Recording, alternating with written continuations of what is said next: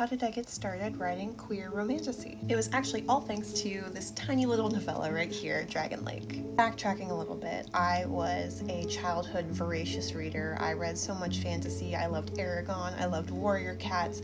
I remember the Graceling series was really big to me when I was growing up. But I read all sorts of things. I was constantly checking out library books. I got in trouble for reading while my teachers were talking. So my little undiagnosed ADHD brain needed another way to do something in class while the teachers were talking, because of course I could still answer their questions. I was still listening to them, but I was still getting in trouble. So I started writing in my notebooks because that looked like I was taking notes, but I was actually writing my own stories. From about 2019 through 2021, I was working on my passion project, which is a dragon dark fantasy romance. Romantasy wasn't even really a thing at the time, or at least not a coined term, but I was working on that book. But it was a huge undertaking. I was not yet a published author. I knew I wasn't really ready to go the traditional route to query agents or anything like that.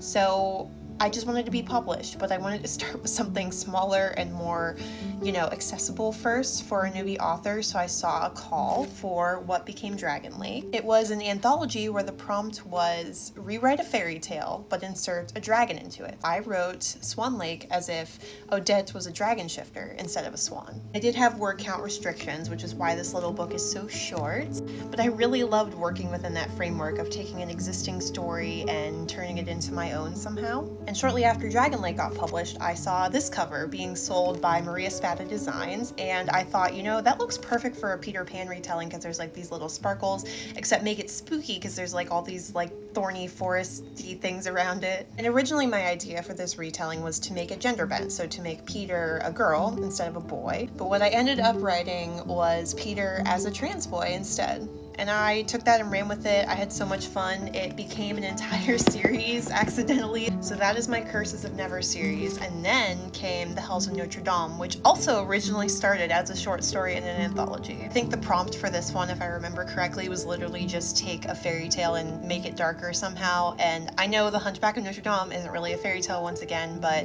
I had this idea for, once again, sort of a gender bent retelling where Claude was a woman or closeted, and it became Claude is very confused about their sexuality and gender and be lesbian. I loved that story so much, and I couldn't stop thinking about it, that I actually rewrote it into what is now The Hells of Notre Dame, and a full 100,000 word novel. The short story was only a few thousand words originally. That is how I started writing queer romantasy, and I have absolutely no plans to stop in the future.